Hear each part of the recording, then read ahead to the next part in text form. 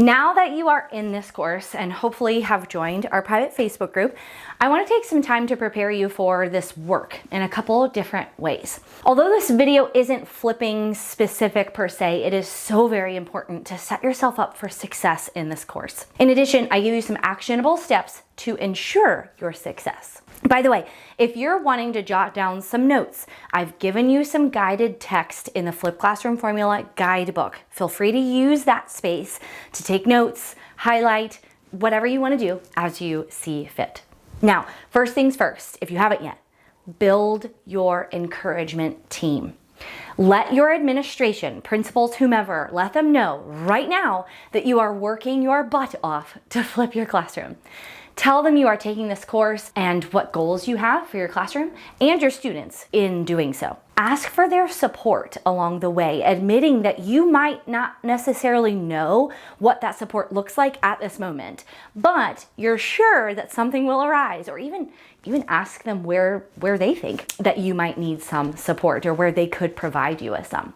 Likewise, if there is someone other than your direct supervising principal to inform, go ahead and do that as well. Think instructional coaches, curriculum directors, technology or innovation coordinators, special services coordinators, particularly if you are making plans to flip in a diverse classroom with a wide range of students at different ability levels.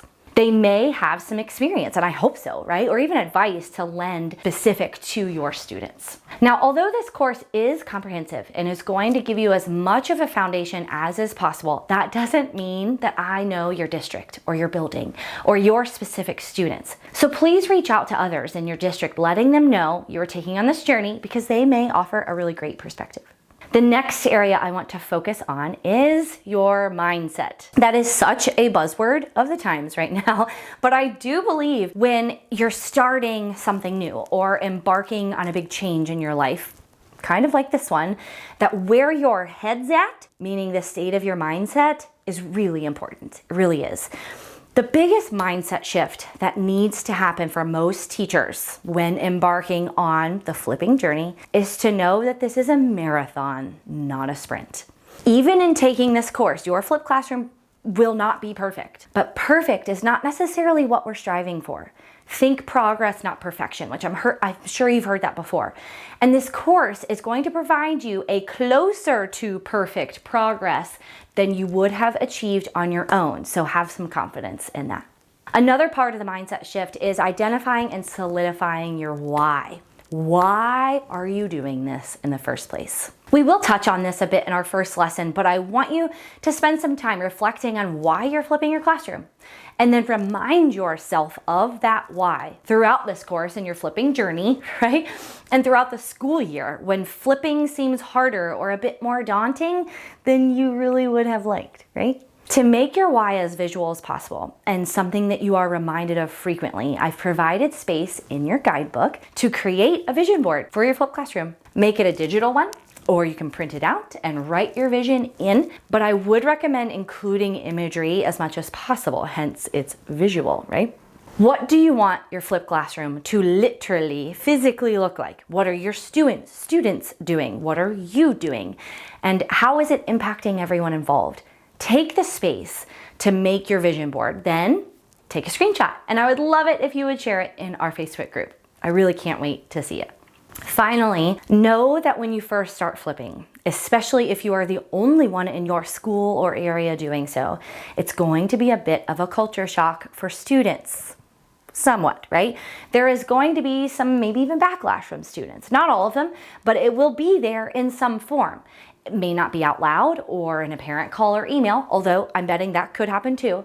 It may be in subtle ways, like not doing the notes or not doing them to satisfaction. But I have to say, thanks to 2020 and distance learning, what a strange way to start a sentence, right? You'll probably have less obstacles now that many students have been somewhat introduced to these techniques already. It really is the perfect time to flip. And now you don't have to do it on your own. I can assure you that this course was built with those kinds of hurdles in mind. We don't need to focus on the difficult parts just yet though, because we dive into those areas in our last phase of this course. But I want to make you aware of some of those hurdles now so that A, you're aware of them, and B, so that you know I've got you. I've done this before. No, I haven't flipped in your building or taught your students, but the principles of flipped learning that I teach in this course will set you up for success in ways that you would not have accomplished in your first year of flipping if you are doing it by yourself. Oh, I almost forgot. Although we don't talk about the tools of flipped video creation until Module 2, I've received feedback from hundreds of teachers who have taken this course who've said that they would have liked to know about this #1 tool I recommend sooner, rather than waiting until 2 weeks into the course or whenever it is you get to Module 2. So here I am telling you all about it so that you can be fully ready to go and flip before we get started. And more importantly, so that if you're wanting to ask your school to purchase a license to this tool for you, your school will have a bit of time to do so before you're needing it. The #1 tool I recommend in all flip classrooms is one I've used since literally the day I started flipping my own classroom, and that is Camtasia. It is a software suite that allows you to screen record and capture from your web camera at the same time, and then edit your video. So the process of video making is so much easier.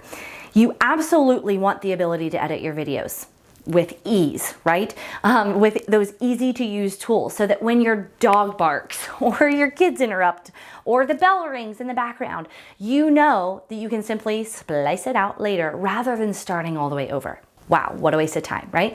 But here's why Camtasia is better than the free or cheaper cloud-based tools you'll find. Firstly, it's not cloud-based, so you don't have to rely on a consistent connection to make your videos. And it gives you an insane amount of room to grow into it.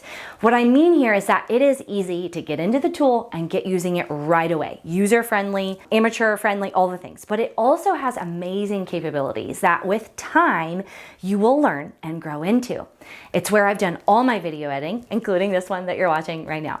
So to learn more about Camtasia, if you want to add it to your toolbox for your classroom and best practices in making the most of that tool, you can view tutorials I've made in the tech library that you have full access to in the navigation bar of our course website and your library, right? So if you scroll up, you should see it now.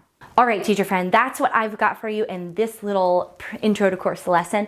Be sure to join our private Facebook group, right? Sustainable Teachers, and be ready for that first module whenever you get into it, and I will see you in the next video.